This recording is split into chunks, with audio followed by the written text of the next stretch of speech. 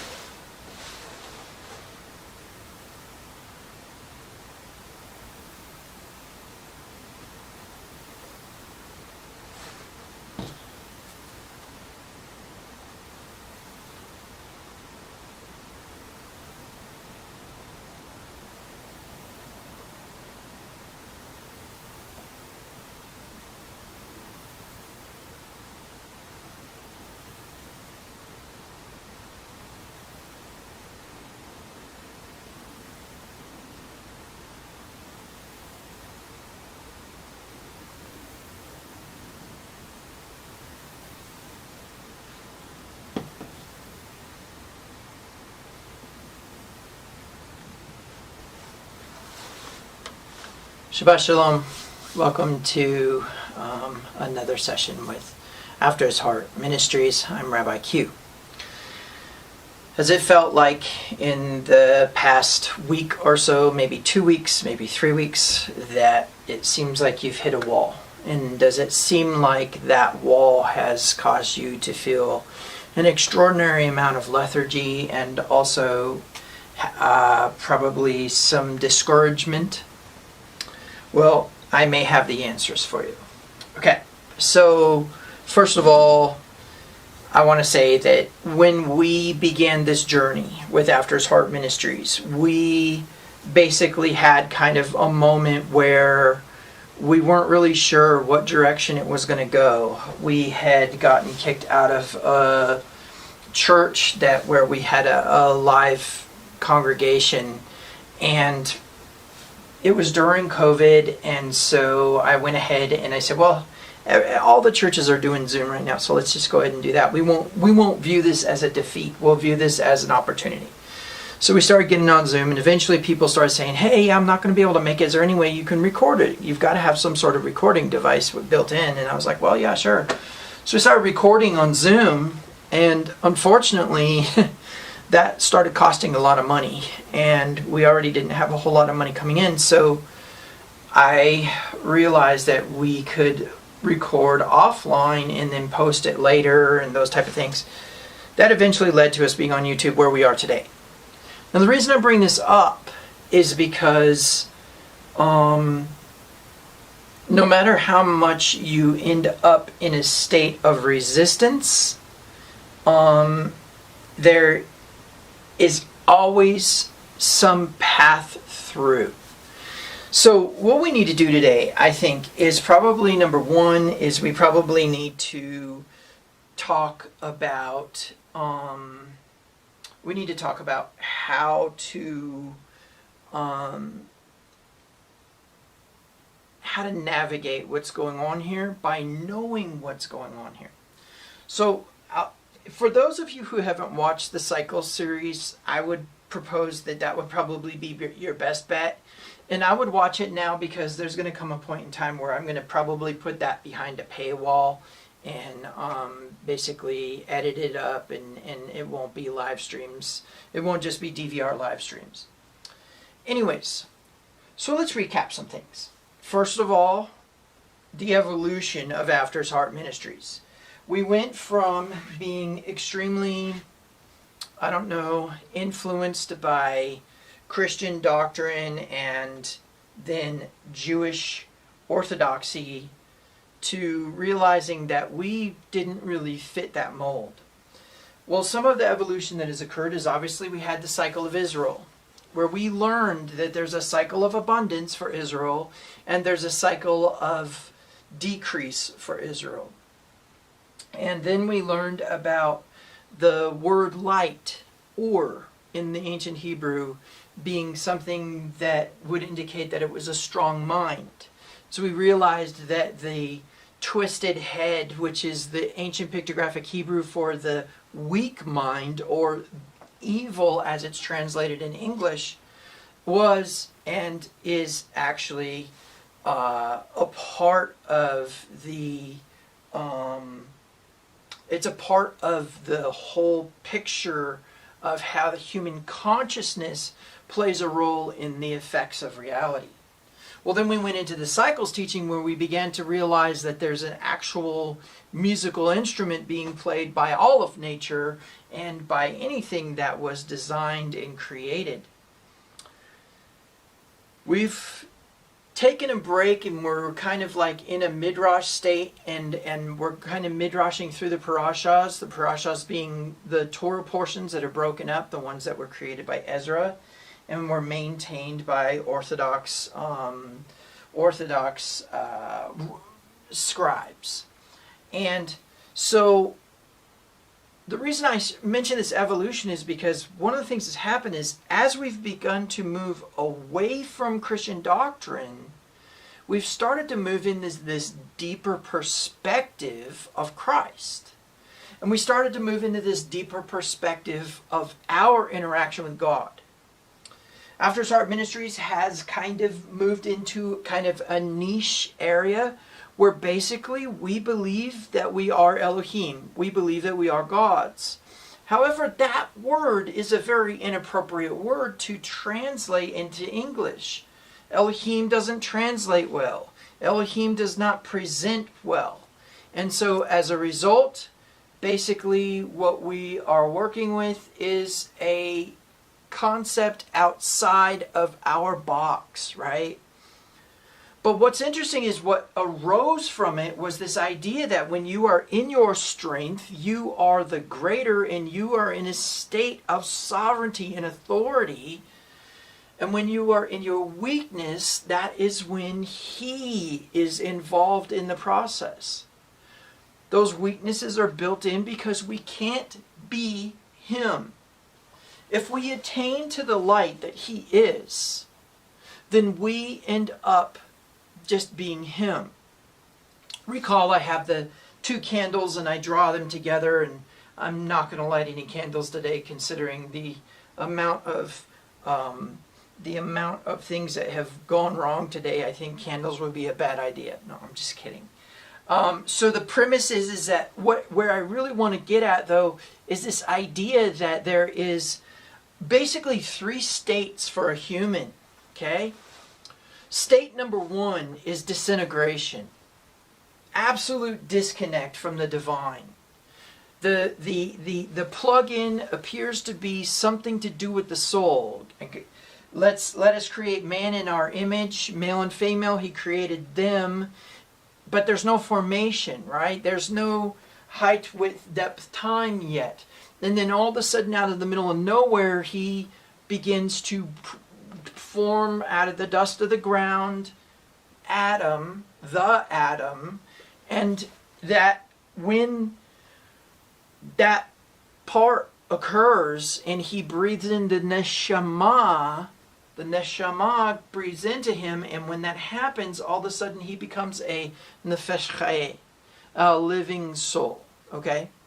Maybe it's nefesh chayim. Anyways, the point being is that there seems to be some sort of connection between the divine in us, the Elohim we are, and the divine in Him, the Elohim that He is.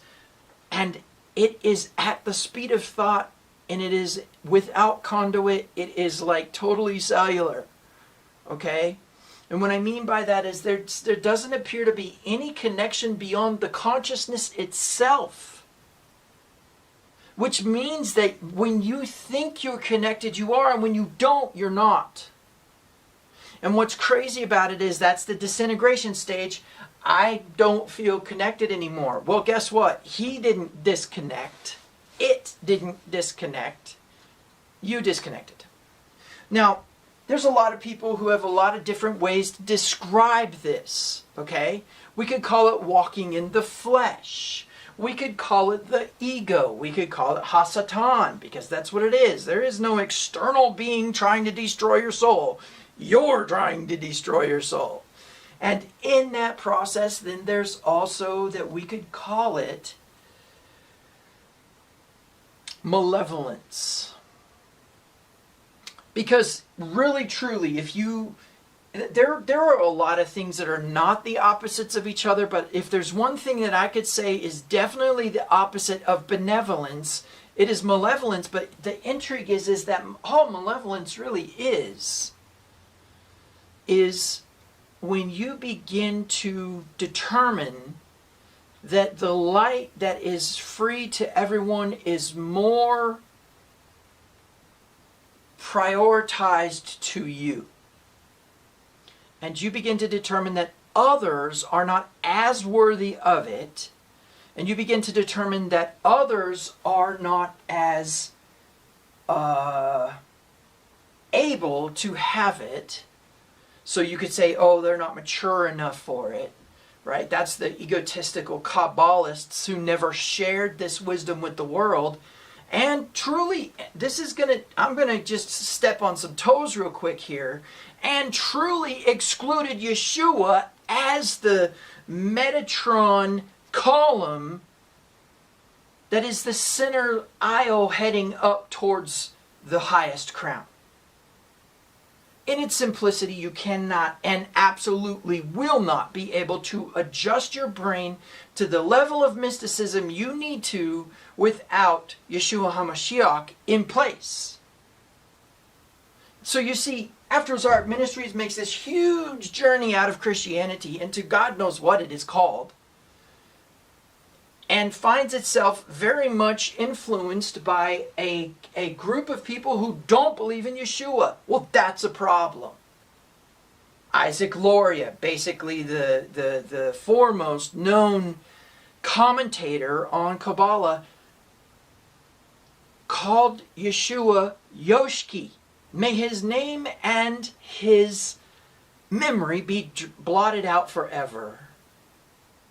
An acronym stating those words. They call him a Jew sickle. They do all these things. Well, guess what? You cannot operate in that philosophy without some problem. And so it's interesting because in the soul disconnect, we'll call it, I don't even want to call it that truly. Actually, what I want to say is what it actually says in the New Testament in the English. Walking according to the flesh, no longer connected to the divine self. Forget being connected to the divine whatever way out there. You're not even connected with the fact that you're an Elohim. Enter modern day Christianity. Oh, the Holy Spirit is some entity of a triune being that is three persons. 3 persons equals 3 gods. Get over it. But the point being is that that's not what we're working with here. We're working with an omniscient science, an omnipotent science, an omnipresent science, where we're just going to have to legitimately exclude secularism, Orthodox Judaism, and modern day Christianity, and figure out what parts of each of those we need to connect all this. Well, guess what? I'm going to share with you something that I believe that is going to hopefully be something to help you through what we're going through right now. So let's go ahead and let's get on the board and let's take a look at some of the things that I am talking about here. So first and foremost, I want to say, let me go ahead and set up my colors here while I'm talking. I want to say that this has been a very long journey into the wisdom and the depths of things that Christianity a long time ago decided are not worthy of consideration. So what we're going to go ahead and do is we're going to do some recapping. And that recapping is definitely going to be familiar to you. That is horrible. Let's try that again. Okay. So you guys know what this is. Everybody knows what this is, don't they? This is our timeline, right?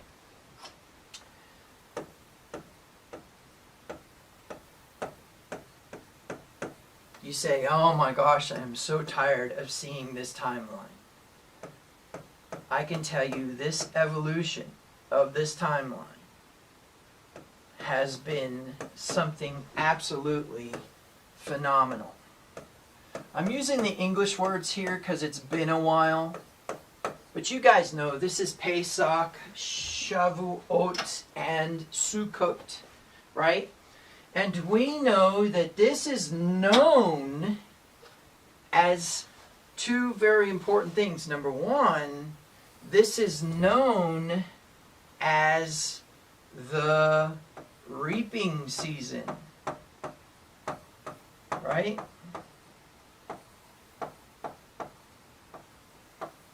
Okay. Now, the way that this is going to go is that this isn't going to necessarily jive with time. And what I mean by that is that within the reaping season is an absolute connection to the flood. Okay? So what we have kind of come up with in our understanding is that whatever happened within this season has something to do with a mechanism of the flesh, a mechanism of the integration of a disconnect. Now, when I say an integration, what I mean is that all of creation, let me talk about this real quick. All of creation is geared towards obedient to Adam and his sons. You see, eating from the tree of knowledge of good and evil, which consequently was a construct of his imagination about the tree of life. Let me explain that just real quick.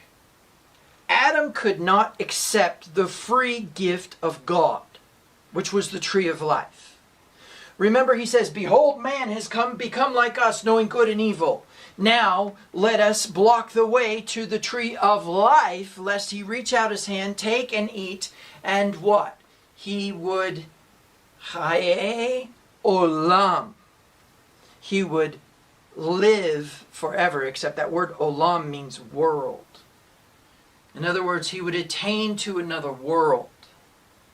Now, before we get too caught up in that, because I know there's some people who are going to say, wait a minute, what about everlasting life and blah, blah, blah. If you haven't figured out by now that your quote-unquote soul was eternal before you got here and eternal after you leave, regardless of your state, even Christianity and all of its horrible doctrine gets that right. When they say, oh yeah, if you don't accept Christ, you're going to hell. And if you go to hell, you're going to be there for eternal conscious punishment forever. Well, guess what? That means your soul's going to live forever. Okay, so let's get the everlasting life distortion out of your reality. Let's move into the concept of that this is attaining to another world and perhaps an upper world, but we're going to leave it alone beyond that. And just simply say that the gift, the free gift of God, was the tree of life that was distorted by Adam through merit. You see, if you're dwelling in the realm of death, man, I'm telling you, this particular part of this teaching, I can tell you, was foundational upon my life. Maybe 20, man, has it been that long? Almost 20 years ago. I believe it was 2007. Well, no, maybe it was 2010. We got some time. But anyways, the point being is that when I realized that there is one tree, and one tree means that it is the same tree perceived in a different way, it clicked. Because all of a sudden it was like, I'm a good person. Why are you a good person? Well, because I don't break the laws. Okay. According to your Christian doctrine, does that matter? No. Oh, well then why are you determining that you're a good person? Another person will say, I'm a horrible person. Right? I'm a bad mamma jamma, right? Again, how do you get to determine that? What gives you that mechanism? I'm going to tell you right now. It's simple. It's Adam. Adam was like, there's no way I'm accepting the light without trying to give something back. And you know what? Christianity is stuck on stupid about this. We'll get back to this. Christianity is stuck on stupid about this. They write songs, they wave their hands, they do this worship thing when they have no idea what that word means. They don't even know. When they see the word worship in the Bible, they instantaneously get in front of the piano and start singing songs. Don't get me wrong. David was a psalmist, and there appears to be some references to musical instruments, and there is even one that says, sing a new song to the Lord. But please stop thinking that's worship. Because if there's anything that you should get through your skull in your process of being an American Christian, an American Jew, or an American agnostic, or an American atheist, is that you can't transfer energy back into its original state if it has converted. That's right. Once the energy comes from source, right? You say, why do you say it like that? Because truth be told is that's what Breshit, in the beginning. Okay, start by putting an X. Take a red pen and put an X through the in the book of Genesis chapter 1 verse 1. Cross out the in front of beginning because it's in beginning. And beginning is a name. Beginning is some sort of noun referencing something, not a verbal action, but instead the reference to something, not the thing. There's no definite article in there.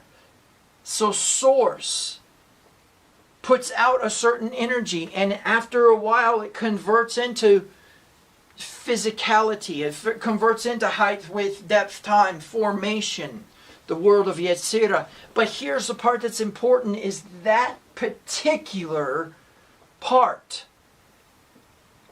is also only 1% of something bigger. And I'm going to explain that in a minute.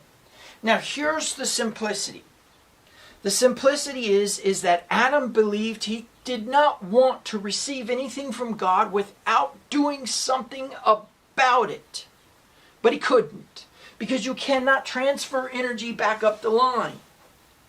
Listen, if I take a 1.5 volt charging brick and I plug it into a wall, and then I plug my phone into that, it's converting from 110 volts down to 1.5 volts, or 5 volts, some of them, and charging my phone. My phone can never charge that 750,000 volt high voltage, high tension power line, where you touch it wrong, get near it wrong, hamburger everywhere. There is no more you. And what I mean by that is that you can't use your cell phone to charge the transformer on your street. It doesn't flow that way. It flows a different way. So you cannot transfer anything to Yahweh. Well, Adam thought, unless I can, I don't want any. Because I don't want to be that guy.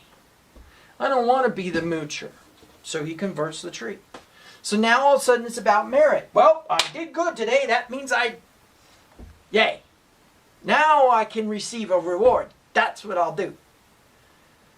But that was actually the realm of death. Because once Adam realized that he could not merit to it, it destroyed his purpose. It destroyed his mechanism. Well, there needed to be a rectification to that. So now let's get back into this thing here. So I wanted you to just understand that the flesh operates in that realm, within the realm of death. The realm of death being the tree of knowledge of good and evil, which is the tree of life distorted into merit. Okay? Okay, so in that process, if you are in any way thinking that you deserve something from God, whether because you've been bad or because you've been good, you're operating in the realm of death. Okay? That's old school. That's 2010 circa doctrine that I learned. But what's new school? New school is the rectification, and new school is the amazing thing that's actually occurring. So what have we learned? We've actually learned, let's go back over here so you don't have to look at the back of my head. We've actually learned that there's something else here. There's a wilderness season. And then there's a golden calf season. And those are manifestations of physical highs and lows. But then later on we discovered what? We discovered there's something even more. There is a wilderness elevation and a golden calf humility.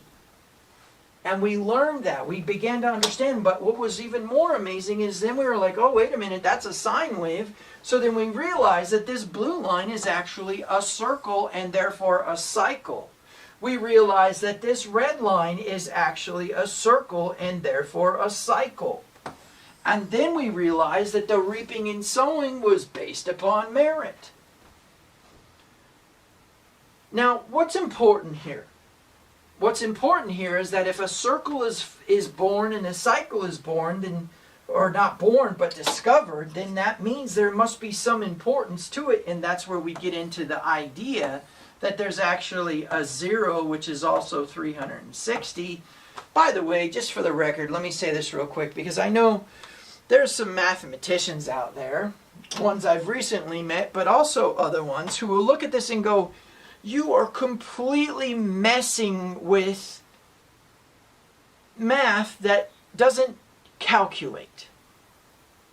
Fair enough. I'll just put out there that maybe what it is the math needs to line back up with its creator, right? Okay, but having said that, we understand that 360 degrees is some arbitrary number that some guy came up with to divide up a circle because it was rather convenient because of its divisibility by 12, its divisibility by 10 to become 36, and therefore have thirds, and of course we have like the 45 degree angle, etc., etc. And that actually lended itself to, polar coordinates on a graph and those type of things. Okay, so the reason why I bring this up is because when we're working with a cycle, what we need to do is we need to take our thinking, and this is so important. Okay, and I'm going to do it in a minute. I'm going to set this up for you in a minute. But you got to understand that there's no such thing as linearity. Okay? Oh my gosh, there's some people out there like, wait a minute. Isn't like AI based upon linear regression and some exponential regression? Yes, but what I'm trying to tell you is that within the divine processes, nothing is linear. Time does not progress as we have observed it or we have recorded it. And what I mean by that is there's this huge circle of the beginning and end of time that is just the beginning of time again. Yeah, you're not ready for that. But you should be ready for it because we do it every year. We do it every day. Technically, we do it every hour. We come back to 0. The second hand goes around the clock. I got to tell you, if there's anything that I've learned about being a servant of God within the confines of a world who just does not want to change, does not want the things that would make their lives better, easier.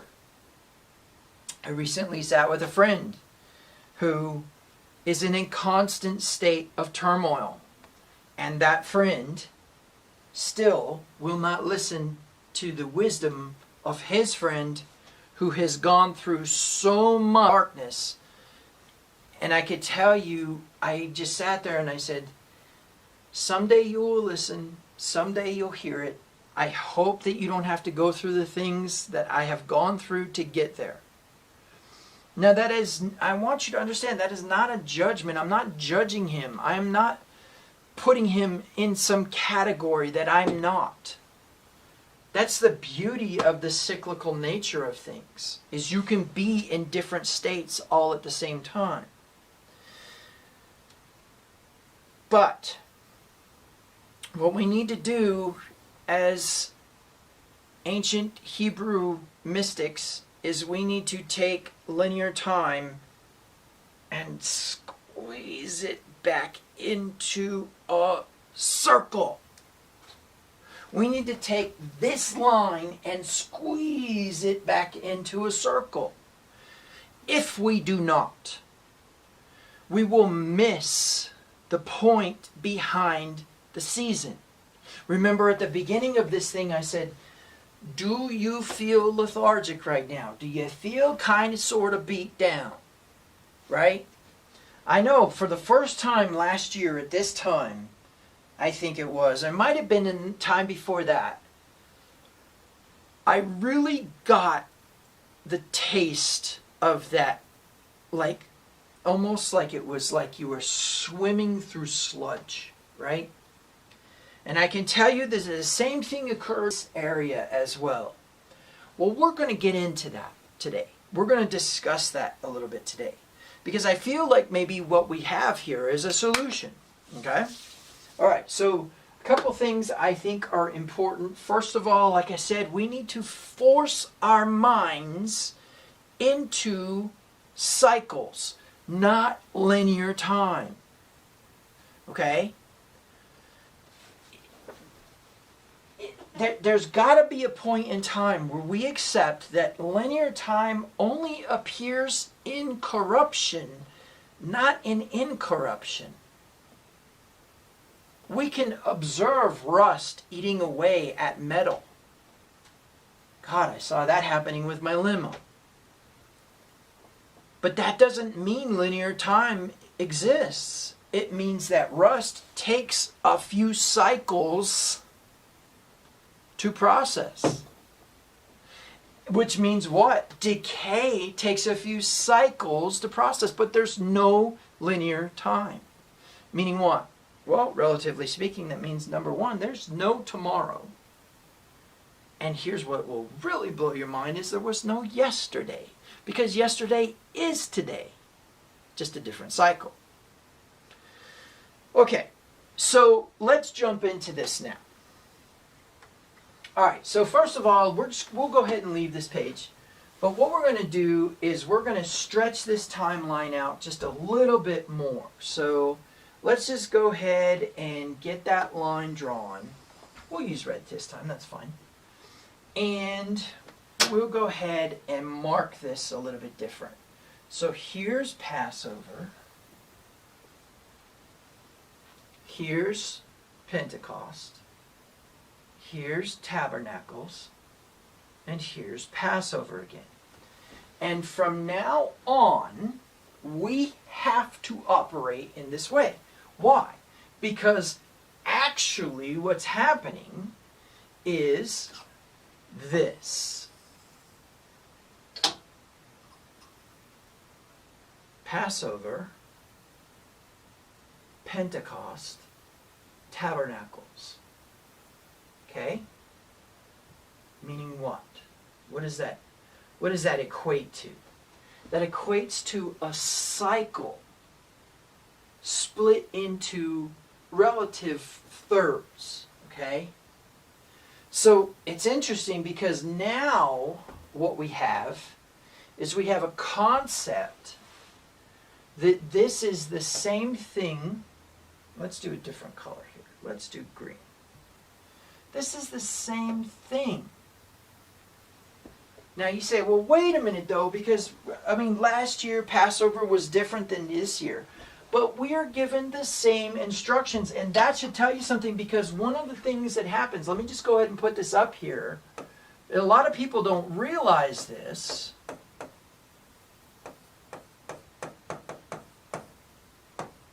But instructions are actually a system of steps.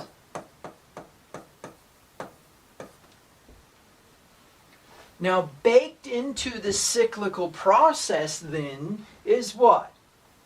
Well, according to Rabbi Hillel, I believe it was the second, but it might have been the first.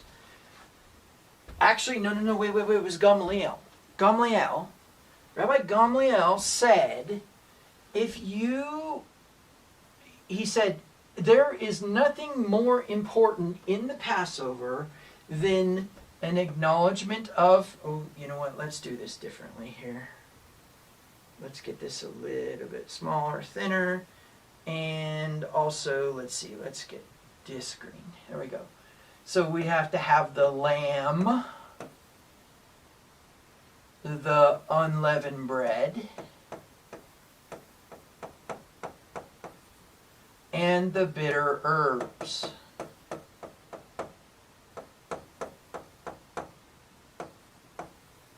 Does it matter what year? No. And if it doesn't matter what year, then this is cyclical. And that means it is a system of instructions. It's cyclical. And so what that means is no matter how many times you come across Passover, this instruction is non-negotiable. Because if you don't do that, you are cut off. Now, what's interesting is within this particular instruction, there is absolutely a containment, a scope, okay? So when you are dealing with legal documents, okay, sometimes you have to lock in scope. And what I mean by that is the document can only have authority over a certain thing. For example, in a power of attorney, when you say, oh yeah, you know what, I give somebody a power of attorney, notarized, boom, done.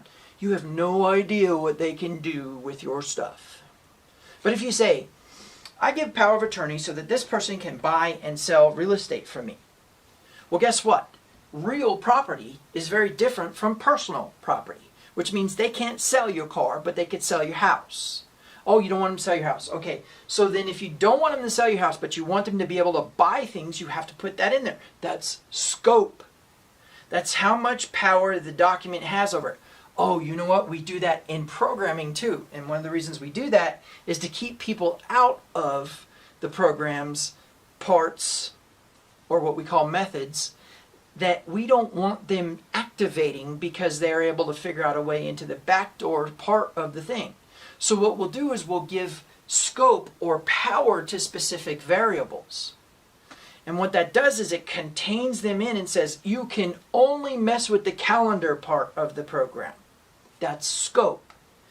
So what's the scope of the commandment for Passover? Let's take a look. So this is actually going to be in Exodus. Let me go ahead and pull this up real quick. So this is going to be in Exodus.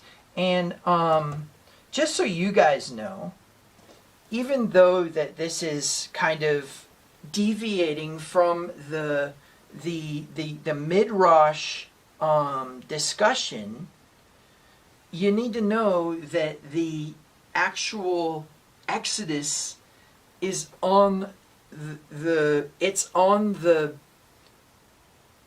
cusp right now. And what I mean by that is the parasha itself. You know, if I just show you this really quick, the parasha itself is actually right here, right? It's ending in 9:35 of Exodus right now. That's where Ezra, that's where we are going to look forward for a very specific purpose. Now, I know that in times past I've told you, if the scroll is at a certain parasha, you stay there, you can't deviate from it. But there's something going on in life right now that I want you to understand. Scope is important, okay? So yeah, we're going to move into the next parasha, and I know that that's a thing we got to be careful with, but I just want to kind of emphasize the power of the discussion. Okay? And what I mean by that is that I want to help you understand Torah is a legal document written by God. And if it contains scope, scope should be very, very important. In other words, how far does it look? What does it reach into? Can you sell the house or can you only buy houses, right? Okay, so in principle then, we are looking for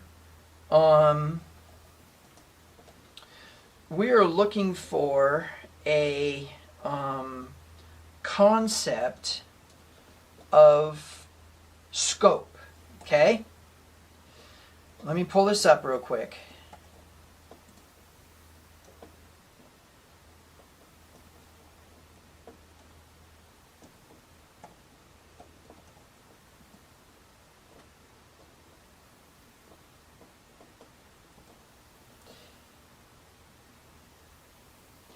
In Exodus chapter 12, and what we're going to be looking for is this concept of the ordinance of the Passover right here. And when a stranger shall sojourn with thee, and will keep the Passover to Yahweh, let all his males be circumcised, and let them come near and keep it. And he shall be as one that is born in the land, for no circumcised person shall eat thereof. The law shall be to him that is homeborn, and unto the stranger that sojourneth among you. Okay. So without a whole lot of rigmarole here, I'm just going to put out there that this is a very specific instruction that indicates that you are supposed to try to bring people into the faith. Okay? Whether you be Jew or Christian or whatever, there is a clear commandment here to help them move into covenant in order to consume the Passover. Now, I'm just going to put out there that the Jerusalem Council made it clear that this was never supposed to be about physical circumcision, and that this was supposed to be about the circumcision of the heart. Now, we could get into all kinds of stuff about how that's not the case, and honestly, this is not the important part. The important part is that the Passover could be eaten by a foreigner. In fact, there's actually something that says that there is one law, okay, for the sojourner and for the homeborn or bloodline person. Now that's King James. If we get into the Young's literal translation, it indicates that when a sojourner sojourneth with thee and hath made a Passover to Yahweh, every male of his is to be circumcised, and then he doth come near and keep it. One law to the native and a sojourner who is sojourning in your midst. Now, let's just break it down really quick. First of all, let's ask a really crazy question, and this is the kind of questions that the Pharisees like to ask, right? The question is what does it mean in your midst? How far is a neighbor? And they ask this to Yeshua, who is our neighbor, right?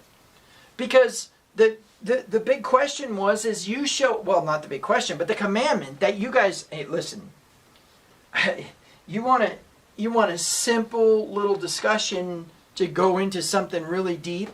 Ask a Christian what is the highest priority, right? Now, most of them will probably say, love the Lord your God. And then they'll say, love your neighbor. And then they'll say, Christ and him crucified, right? That's usually the way it goes. Now, there's some, and I can tell you, those are some fun ones to work with too, who say that we have to evangelize above all else, right? But generally speaking, it's love the Lord your God, love your neighbor as yourself. And then, of course, the question from the legalists, right? The legalists are going, okay, let's do some Torah scope here. What is our neighbor? Who is our neighbor? And of course, he preaches the message about the Samaritan. Why? Because that's the worst person of reputation for those Jews who he was speaking with. But here's the intrigue. What people miss is scope.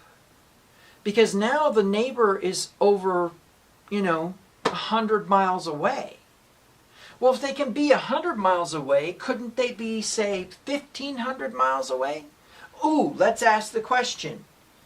Should I not have compassion? Let's say that I'm scrolling on my phone and all of a sudden I come across a story, and the story talks about a man who basically lost his wife, lost his children, and now has to, push forward and be okay, and all of a sudden his house goes into foreclosure, and all of a sudden some pandemic hits, and all of his family gets sick, and he's having a Job kind of life. Is that my neighbor? Yeah, he's 500, 8,000 miles away, right? What's my point? My point is that distance does not change the love your neighbor as yourself, especially when you can reach out and touch somebody with a nuclear weapon. Love your neighbor as yourself is not affected by distance, is not affected by demographics, which means what? Torah scope is encompassing the earth in the discussion of not taking vengeance, in the discussion of loving your neighbor as yourself. Well, here's the intrigue of scope. When it says that there is a sojourner among you, distance does not play a role. Meaning, some dude on the other side of the world who wants to keep Passover still needs to be circumcised of the heart. Paul proved that in Romans. If you guys really get hung up on the circumcision thing, just go read Romans 2. Okay, so in principle, and this is important, scope just did an all-encompassing effect upon the world. Meaning what? Scope just implemented this as a cyclical process for the world. Circumcised of heart, but for the world. All 8 billion something of us have the Passover commandment and Torah as an enforced legal document from God by none other than angels and cherubim and Ophanaim. What am I trying to say here? I'm saying that everything enforces Torah. Okay? You want proof? Here's my proof. Remember the Samaritans I mentioned a minute ago that are, 100 miles away from Jerusalem, and therefore, please, do me a favor, don't get caught up in details like that. However far away it is from Jerusalem, these Jews hate Samaritans, and Yeshua says, your neighbor's all the way over there, right? Okay. This is how I want you to think about it. Why did the Jews not like the Samaritans? Because they were adopted children of God. Let me explain. So basically, the Israelites are taken into exile or captivity, I should say, by the king of Assyria. The king of Assyria takes and brings people who he had taken captive from somewhere else and puts them in the land because they've already been broken, right? So he what he does is he takes a group of people somewhere, breaks them, and then he moves them where he wants them because they will pay him tribute, they will send him crops, they will do the things, right? They will obey him. He's got to still take Israel and go break them, but he brings this group in. Most likely Elamites. So then he brings them over and sets them down in Israel, and all of a sudden, what? Creation, trying to enforce Torah upon the land promised to Abraham through circumcision, begins to attack them. Wild beasts, pestilence, famine. And they call the king of Assyria. They get on the cell phone, they're like, hey, FaceTime. Bro, this stuff is bad news, man. This place is cursed. We don't want to be here. Take us out of here. Put us somewhere else. We'll still work your crops. We'll do all your stuff, but don't put us here. So what's my point here? My point here is that the word sojourner amongst you does not mean the guy living next door. It means the guy on the other side of the world who wants to keep Passover. So circumcision in the heart, but then this is what? Authoritative and is scope. Okay, so what does that mean? That means that creation itself enforces Torah. Now, I get and I understand that there is a finite brain element that actually believes that Torah has been done away with. Not only can you not prove that, but if you don't stop believing that, the land is going to attack you. I'm about to prove it to you. And maybe you will believe this, maybe you will not, but here's the beauty of it. If I have, this is a good example here, because what we're going to do is just kind of use human law to prove Torah law as jurisdiction, right? Okay, so I have a whole estate of things, and I put in my will that I'm going to leave all that mess to some person who is able to, manage the businesses and do all the things, right? Who will take good care of what I've built. So now along comes my long lost children, right? Who, for whatever reason, spent my entirety of life out of it, not present. And so now I have died, and now the will is activated, and here they come going, nope, that's ours. My last will and testament tells them they don't get the inheritance, but they do. And it is enforced in scope upon the entire estate, but it is granted to the person in probate who the will says it goes to. The reason this is important is because what you got to understand is that document overrides opinion. So even if those children come and say, we don't believe that he made that will, it doesn't matter. It's notarized, signed, and sealed by myself and, of course, the person who I'm granting it to.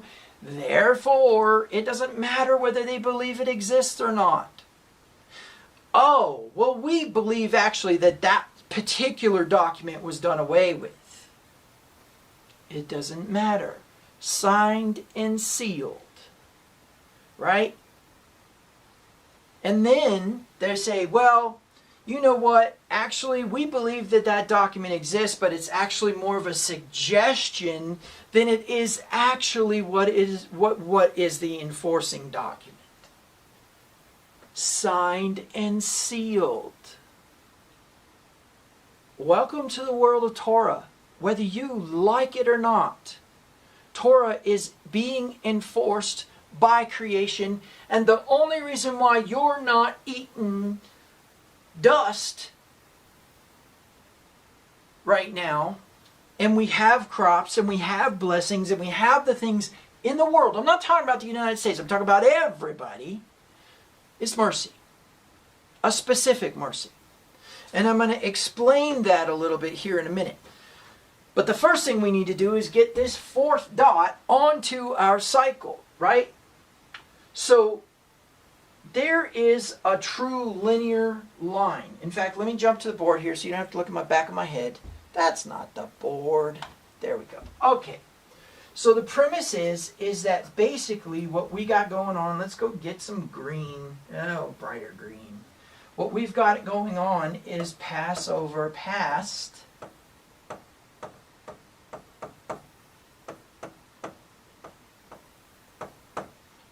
Right? Pentecost past.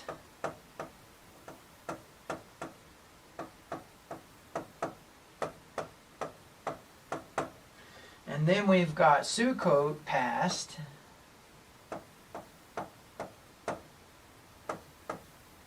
Oh, you know what? Let's just be consistent here, shall we? Passover past, Pentecost past. And then all of a sudden I want to be Hebrew. Make up your mind. Tabernacles past, which was last October. And what? Passover future. Okay? Passover past, Pentecostal past, Tabernacles past, Passover future. So we're about right here on the cycle. Okay? All right. So now what we need to do is talk about the 99% realm. So the first thing that you need to do is picture this type of a design. And then what we're going to do is just kind of create some striations in it. And here's how I want you to think about it. Let's go ahead and let's put this like this. Okay? And so when we're working with, actually, you know what? I don't want to do it like that. I want to do it like this. And then let's go ahead and put some blue lines on this side. I like to represent the spiritual with blue. And really I should be representing this other one with red. So let me go ahead and switch that out.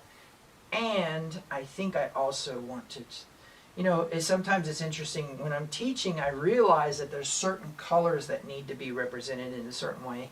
Truly, I don't know how much of that is important or not. But let me just say this. I have found that my teachings are better retained because of the colors I use in the way that I use them. So we'll stick with it. We'll stick with it. Okay, and then we got this. All right, so let's look at this from the perspective of this is all of the presence of God in a revealed manner in the universe.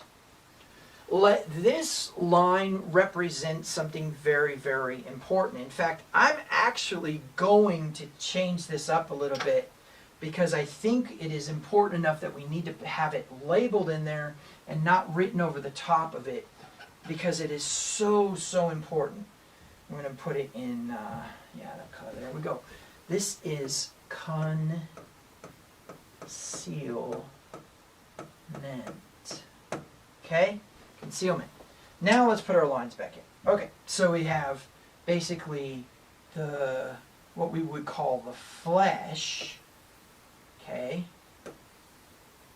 as being represented by the red lines, but not how you would think. But basically, this would be condensed or intensity. So let's just put this here. Intensity. Okay? And truly, actually, we can actually label that. We don't have to label that red because it's going to cover both sides of this puzzle. And so I'm just going to go ahead and do this. All right, so this part is important because this is going to be a realization about your reality. Okay?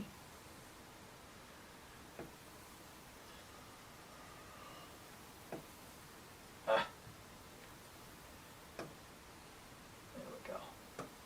Okay. Now, you can see this line of concealment is doing something, but what you also need to realize is that this line right here is intensity. Okay, so now what I want to do is explain that this is basically the light side, and this is the darkness side. Okay? Now, what I need you to understand is that light and darkness are not what you think. I'm going to put it to you simple enough. The opposite of light is not darkness. The opposite of light is the absence of light. And darkness is just unrevealed light. You go into a closet, you block off all the light in the closet, you turn out the light. You sit in there in the dark, that is not darkness, that's an absence of light. But what does it mean? It means there's a potential for light, which means the closet is a vessel for light. You pull the light revealed. Okay? So this is important. You have light revealed here. However, there's an intensity of reduction here, or what we would call condensation. You see, what you don't realize is that when we're dealing with the light realm, that is our reality. When we're dealing with the light realm, okay, that area is the reality you understand. And it is intensified as it goes downward. And what I mean by that is that this is more like a funnel than it is an actual diminishing. You see, this is what we call the 1% light realm and the 99% darkness realm. That's us. That's our reality. In fact, I'm going to go ahead and label this, and I'm going to write over things a little bit here, but I'm going to label this our reality, okay? So this is us. 1% light, which means what? Our reality is only revealed within this place. This is all concealed. In fact, what we're going to do here, we're going to come up with a color for concealment. Let's say that we use this color here. So this is all concealed, okay? And I'm going to change this shroud right here to concealment. And this is the 1% reality. That's not concealed. Okay, so what does that mean? That means that everything that we understand in our sciences, in our systems, in our studies of physics and of quantum mechanics and all of the stuff, medicine, etc., disease, broken bones, new repaired bones, etc., is all just the 1% reality. Meaning that in confined reality, we're missing 99%. There's this argument that I have with atheists. It goes something like this. Draw a circle, and listen, I learned this from somebody else, but I find it to be extremely effective in trying to work with somebody who has a hard time believing in the things I believe in, and I respect this. I do this with Christians. I do this with everybody. Draw a circle that represents all the knowledge in the entire world. Make it as big as you want. Now draw a circle representing how much knowledge you actually know. Okay? I'm going to draw how much knowledge I think I actually know. And boy, this is going to be a hard one. This is scary because I feel in a humility, but at the same time I feel like I need to be real. So we're just going to go this one right here. Okay, so that means that all of this out here, I don't know. Which means that the green represents a possibility that I could be wrong. Or better yet, that there's a possibility there's things I haven't learned yet that could really alter my thinking. That is how my brain operates. So this 99% that is us, I mean, this is us too. I mean, let me be clear. This is us as well. It's just this part of us is really big and not contained within this. Okay? A lot wider. Okay? A lot more influential upon the universe. That 99% part of us is extremely powerful. Why?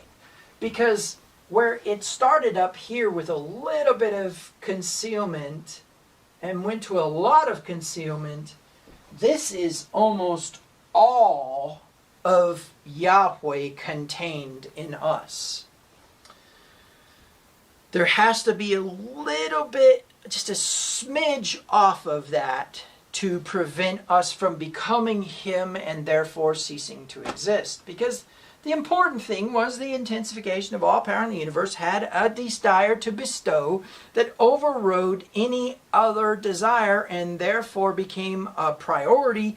And when it became a priority, there needed to be a reduction of self, a denial of self, in order for anything to exist, because that's the beauty of omnipotence, right? Okay, so in principle, the way that I want you to think about this then is that a concealment doesn't mean that something doesn't exist. Okay? All right.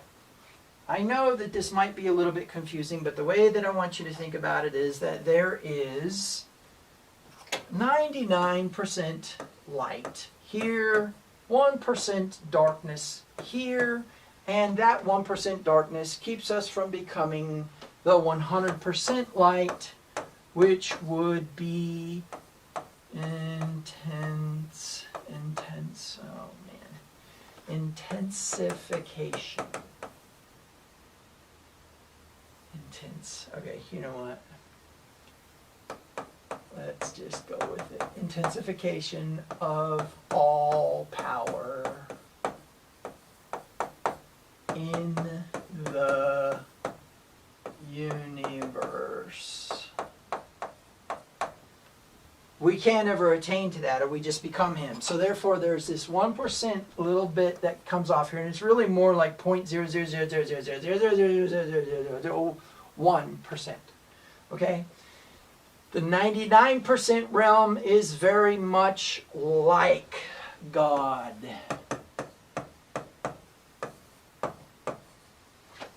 The concealment is so that the bride, let's change this to,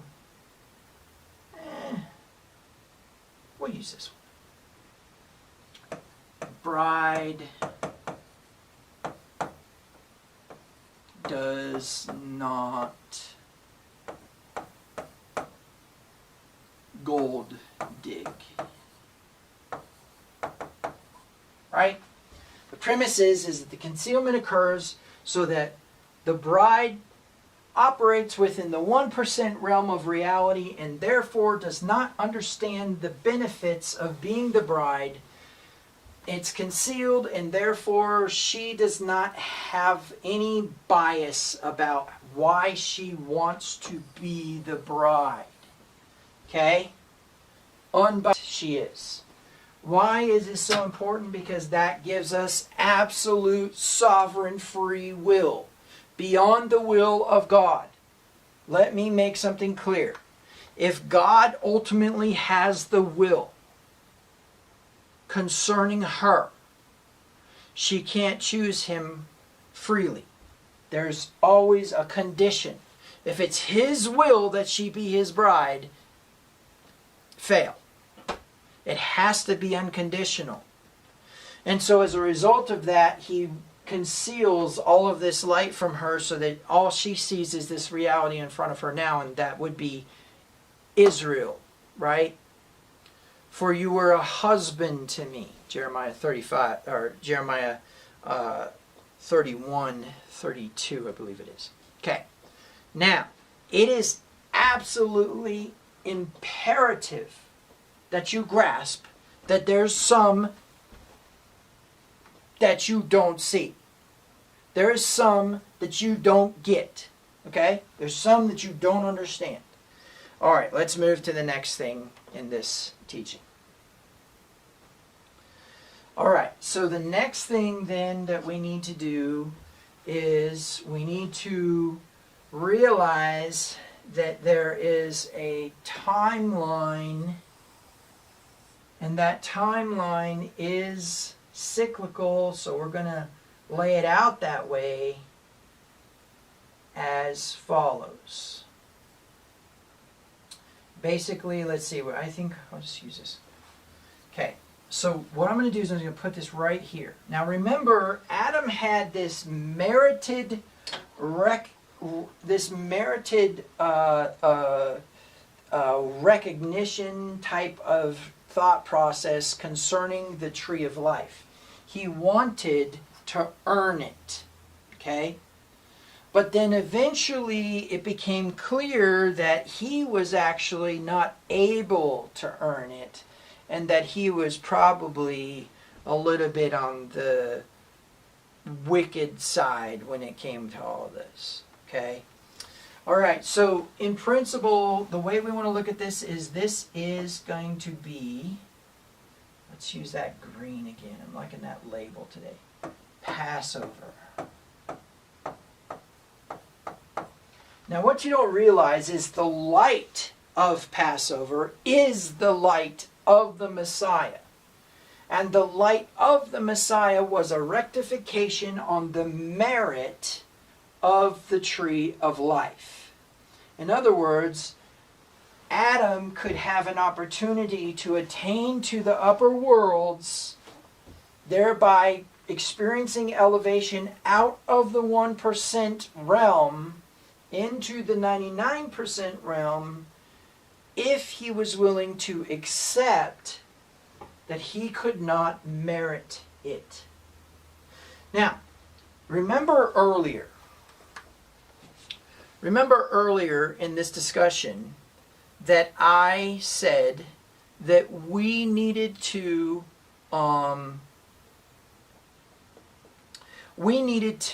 connect to the mysticism without the exclusion of Yeshua. In other words, we needed to reintegrate Yeshua into any mystical understanding or approach that we have. Okay? All right. I'm all blurry right now, so we'll go ahead and just move back over here. All right. So the premise is that we need to have this. Let's just say that this is the line of the light of Passover. Okay? So what do we know? We know that Passover, okay, let's see. Let's mark this. Let's mark this in a way that we can really illustrate it. Let's see. So I need this. Do I want that to be that?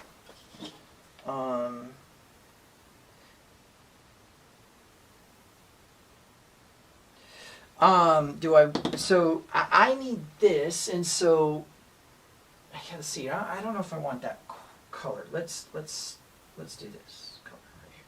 All right, so we have this, right?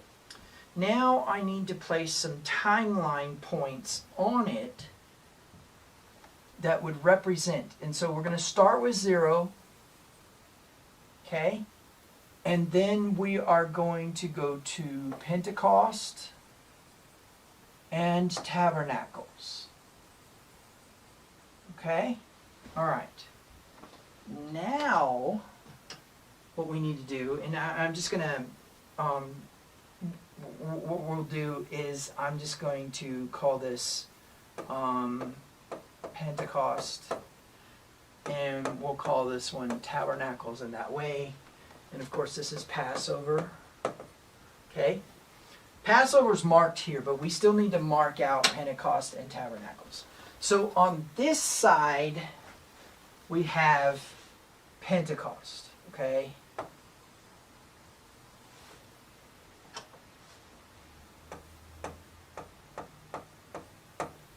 And on this side, we have Tabernacles.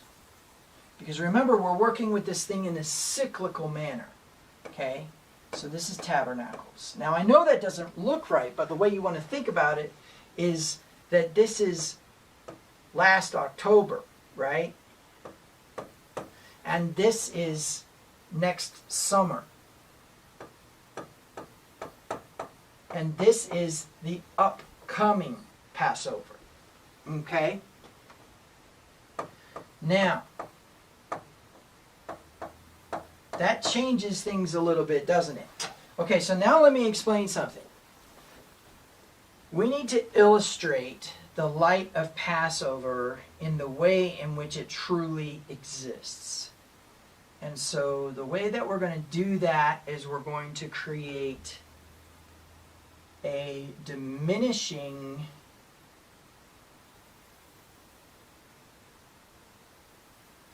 and really actually this doesn't necessarily work as in that Pentecost and Tabernacles are at thirds. But in the process of light, there's no such thing as measurements. There's no such thing as 360 degrees. The way you really need to think about it is more along the lines of something like this. Oh wait, that's not correct. We need to do it backwards. We need to do it on this side.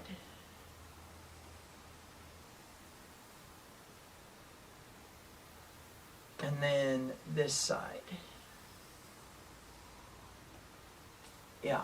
And then what we need is kind of like an axis. So let's do that in, say, I don't know, red. That will probably be good.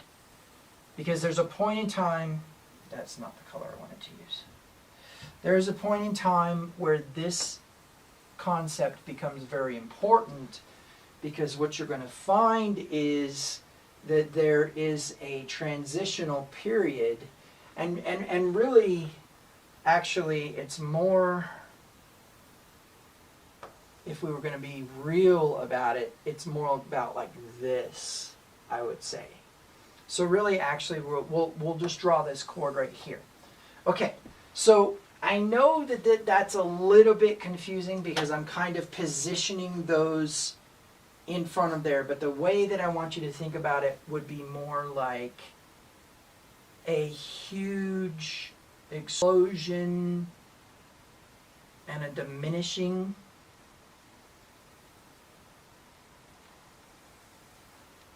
Okay? Huge explosion and diminishing, reaching into the past.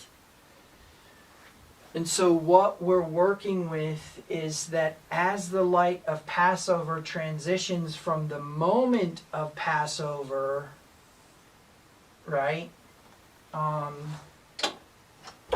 It's not diminishing, it's becoming concealed. Okay? So this measurement in between here and here is a concealment. Meaning what? Passover is not diminished in power, but in its visibility. Let me explain. Okay? Let's talk about this practical. Let's talk about this like Christians. Do you remember what you ate for Easter last year? Or for the Jews, do you remember what entree accompanied Passover last year?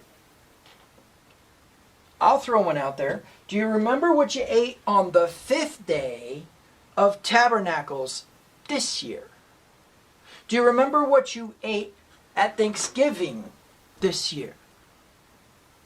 In fact, do you remember what specific conversations were said during Thanksgiving this year? Do you remember what your aunt said during Thanksgiving this year? Do you remember what your brother said? Do you remember what your daughter said during Thanksgiving this year? You don't. Which means what? The light of Thanksgiving has diminished. But I'm going to tell you a secret, and this is going to blow your mind. Every single last memory of your reality is actually recorded in your brain. And accessing it is merely a task of recreating perfect context-sensitive modalities. If you can tweak the modalities enough, you will begin to experience, again, that's how trauma works. Trauma is just basically a re-experiencing of settings in the modalities that actually are close enough for you to experience the emotion, the physical sensations of whatever trauma occurred. Where does this become important? Because the light of Passover is concealed as a result of how far away we are from it. Okay? So as we come into Passover, boom, we've got Yeshua on the cross. Right? Wasn't a cross, but we'll just use that. We've got Yeshua up there dying and gives up the ghost. And what happens? He dies once and for all, right? The consideration we take in, for example, it says, He made him who knew no sin to become sin for us, that we might become the righteousness of God. And then Abimelech, during a dream discussing Abraham and his wife, says, will you destroy a righteous nation? Now this is a man standing before the intensification of all power in the universe, stuffed into something perceivable, to where Abimelech knows that it is God. And he says, will you destroy a righteous nation? The merit of righteousness has to be standard across the timeline, or God is unjust. Do you get that? You cannot make an adjustment because of a culture accepting or not accepting God. This was a Philistine king saying, will you destroy a righteous nation? He had somehow measured meritlessness and attached it to his nation. Meaning what? Meaning that the meritlessness of Adam's relationship with the tree had returned when Yeshua went up and died. That's the beginning of the light of Passover. The light of Passover is the light of the Messiah that everybody seems to have missed, retroactively and future affected the entire timeline, which is a cycle. But we don't need to get into that. What we need to understand, and this is important, and you know what I want to do? I want to use a different color here because I don't want to be confused with bad things because we attach the wilderness season that color. Let's get crazy with it. Let's do this. There's the light of Passover. And maybe I should draw this a little bit different. Let's go up and out. And out. Because the truth is that the light of Passover, it's most intense, and there's only 1% darkness present in the Passover, and that is in the death of the firstborn. Wait a minute. The death of the firstborn. Oh, this is starting to make sense now, right? What's interesting is when we get into it, the intrigue here is in the fact that the light of Passover ends up being very intense and powerful. Now, what's interesting is there's an opposite thing going on here, right? We have the concealment, which we'll go ahead and put in purple this time, I think would probably be most appropriate. Let's switch the board for this part, so you don't have to look at the back of my head. So in this way, something very interesting is going on because the concealment actually looks like this. Okay? So there's a strong concealment here where you cannot, and just so you know, these 2 points are the same point. In fact, let's just go ahead and draw it here. 180 degrees to the Passover. Let's put this in, let's go here. So here's that line. Okay? So 180 degrees to the Passover is this time point, which is also this time point. They're the same. Okay? So on the side, on the past side and on the present side, but the way that you want to think about it more is that this is a cycle, and therefore that concealment, or that purple part, is at its most strongest point between Pentecost and Tabernacles. Well, I'm going to propose to you that that's when the golden calf occurred. Okay? So I'm just going to write it up here. I'm going to write up here that the golden calf, which consequently, just so you know, the golden calf really messed some stuff up in the universe. What do we want to call it? Yeah, let's do it in red.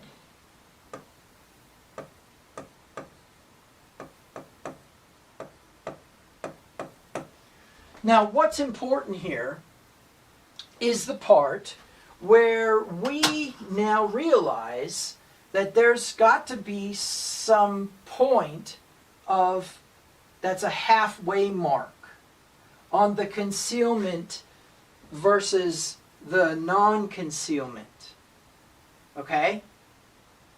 And I'm going to propose to you that that halfway mark is right in between, or what we would be at the 90-degree angle, okay, of the Passover. So 90 degrees to the Passover is going to be halfway mark of all of this. The meat itself in such a way that it actually cools the meat.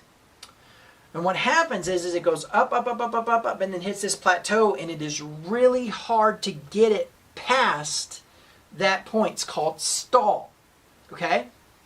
So what I want to illustrate is the idea that as the temperature rose in the external, like in the barbecue itself, and the temperature began the temperature began to rise in the meat, there's a point where they meet up. Okay? That point where they meet up, it's really hard to move anything. You have to turn up the heat. And if you turn up the heat, then you have to understand that that's going to start to dehydrate. And so you have to figure out how to not dehydrate the meat. Stall is a really good example of what's happening in the light of the Passover and the concealment. When everything's at 50-50, there's a point where it's like trying to push past one or the other. It's a bit of a confusion because the light of Passover has to do with abundance, but the concealment of Passover would have to do with decrease. And so what's interesting is there's a push-pull going on. Okay? Okay. So the reason this is important is because now we could mark this out, right? Let's use a certain color here. And I know that I'm doing all this writing over, and I know that that's confusing, and I'm not really trying to do that, but the point I'm trying to make is this point on light of Passover and this point on the concealment are connected to each other by the timeline. And so what you need to understand is that we recently crossed that threshold. We recently crossed the 90-degree point of Passover. Okay? Now, am I talking about that you can take time and calculate the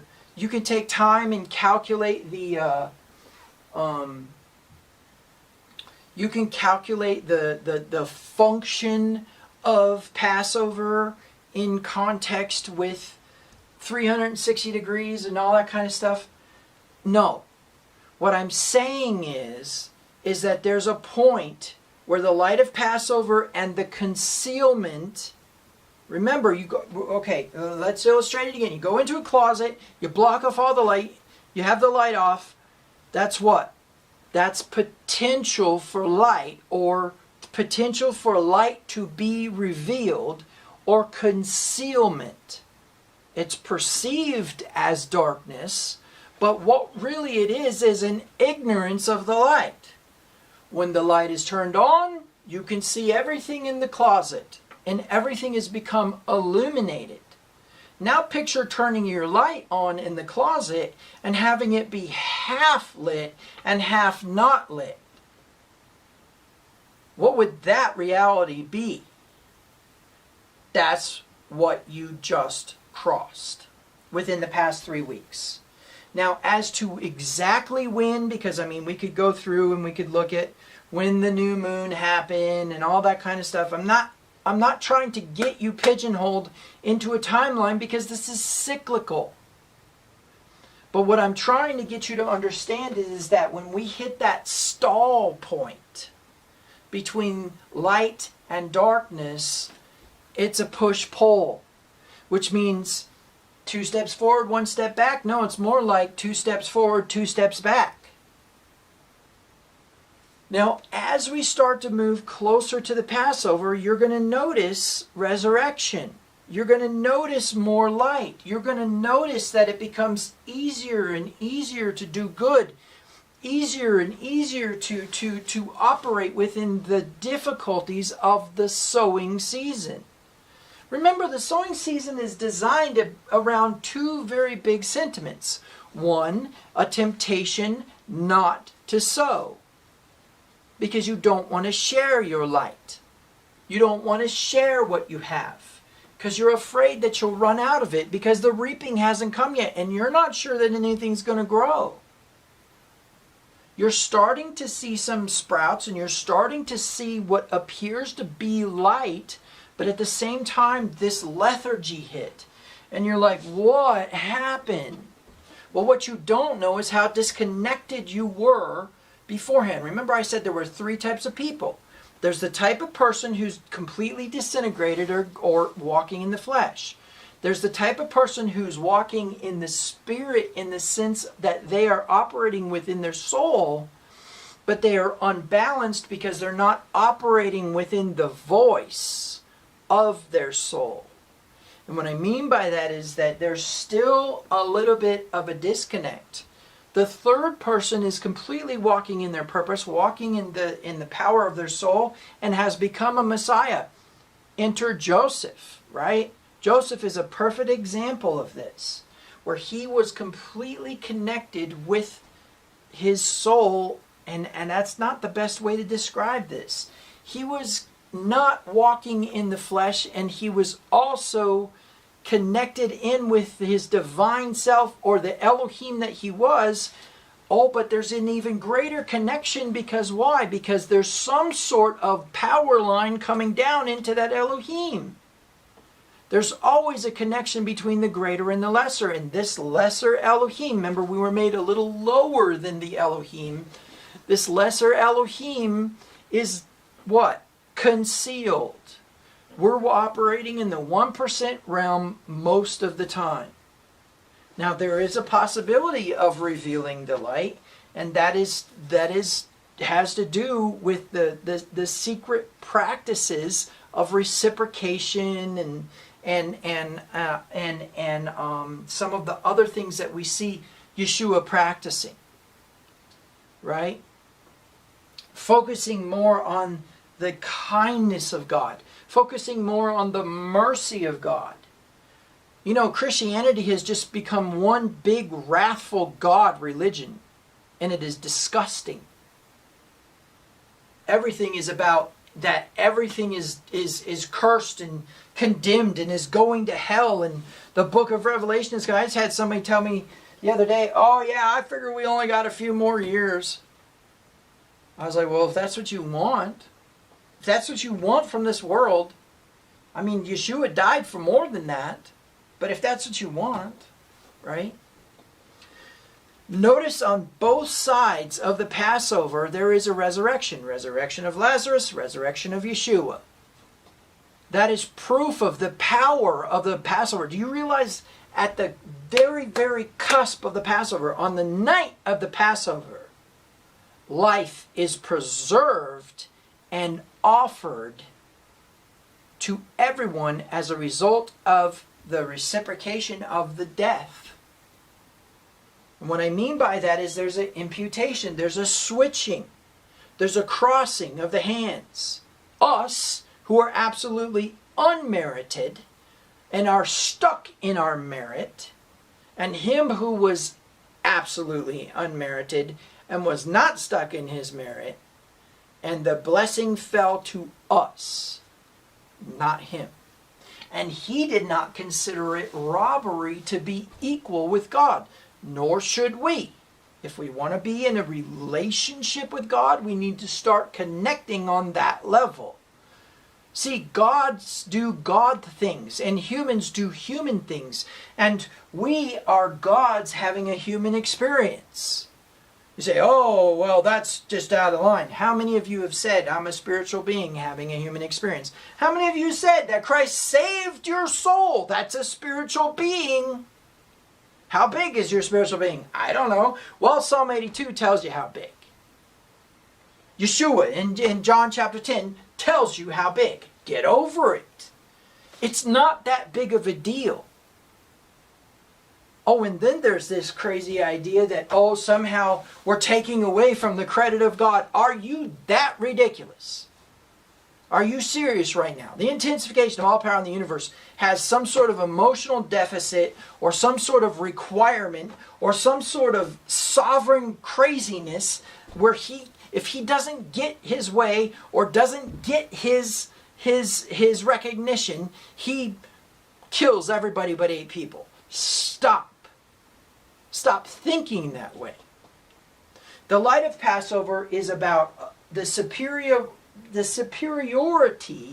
of provision, protection, and instruction within the sovereignty of God in your weaknesses. But in your strengths, you get to decide how all that works. So we cross this cusp thing, right? We cross this threshold into stall. Why is that important? Well, guess what? It happens right before Pentecost too. Okay? And believe you me, the light of Passover is completely diminished by the time of the golden calf. And so I think it's important that in the process of realization, the world doesn't do all that great of a job during the time of the golden calf. Right? The world, the Israelites, nobody has ever really done the right thing at that time. But on the other hand, beautiful things have happened in these thresholds. We're starting to move into a place where there's going to be more light than there is darkness, more light than there is concealment. Do you understand how important that is then for you to keep your eyes open? Stay the course. It is so difficult right now. It is so difficult to be in the light. And the reason it is, and if anybody says, yeah, it ain't difficult, you know what? I'm going to tell you right now, you're probably disconnected. You are probably disconnected. It is so difficult to operate in a realm where concealment is prevalent over the light. And crossing that threshold affects your soul.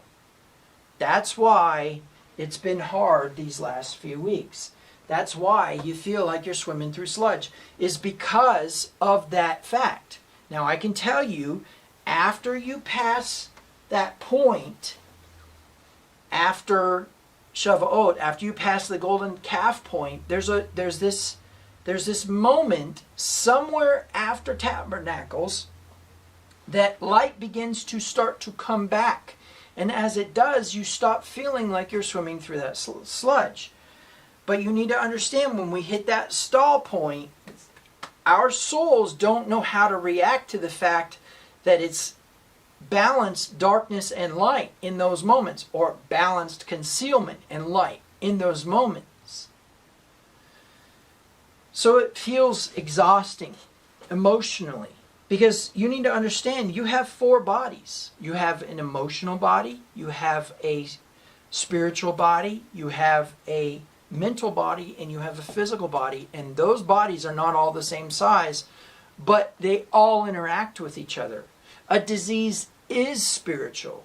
A disease is emotional. A disease is cognitive, just as much as it is physical. So, as is health. Health is spiritual, is physical, is emotional. And the connection is vibration. The connection to all 4 of those is vibration, and bringing those into sync has to do with vibration. The vibration of the shofar, the vibration of tuning forks, the vibration of light, the vibration of music.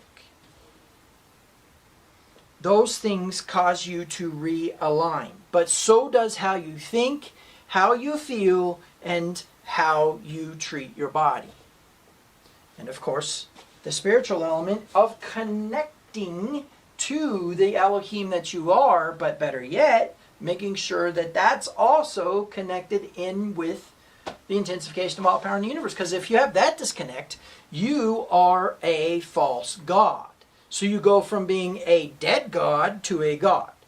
Then, if you don't connect to that element of Elohim that is the greater, you are a false god. Understand? Okay. So I think if there's anything that you need to understand, it is this. The wilderness season's designed for a purpose. The golden calf season's designed for a purpose. The fall feasts are designed for a purpose. The ebb and flow of the sowing season is designed for a purpose. And I can tell you that as we begin to approach Passover, you will see a change in that ebb and flow. Those purposes have to do with elevation and humble yourself on the sight of the Lord, and He'll raise you up to a position of honor. Humility. Elevation, humility. Elevation, humility. And so what's interesting is within those confines, weakness, strength. Weakness, strength. Okay? So in that way, I think it's important to understand the sowing season is designed to get you to confess your past as your future so that you will not progress. Because it seems as though it's really hard for a baby to pass through the birth canal. It has to want to be born. It seems really hard for a Christian to pass through the birth canal and begin keeping Torah. It seems really hard for an atheist to pass through the birth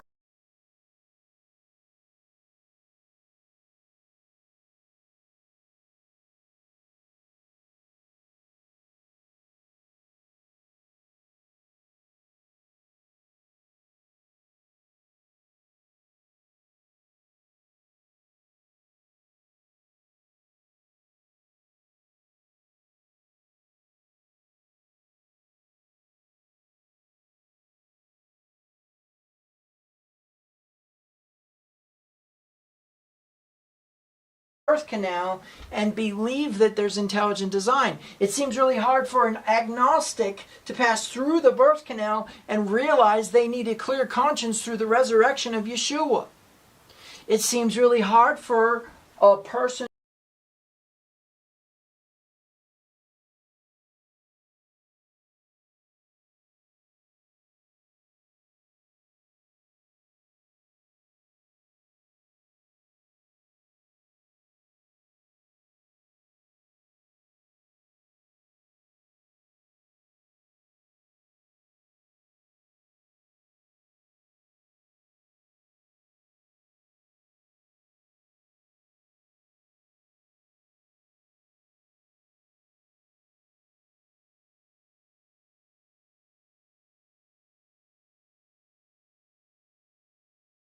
walking in the light to pass through the birth canal of concealment.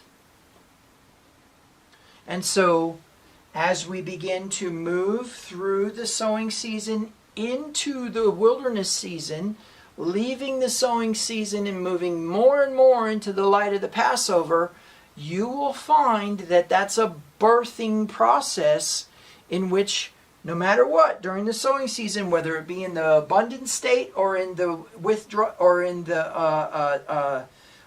contraction state, you will still experience the lie that you are merited, number one, and B, that you are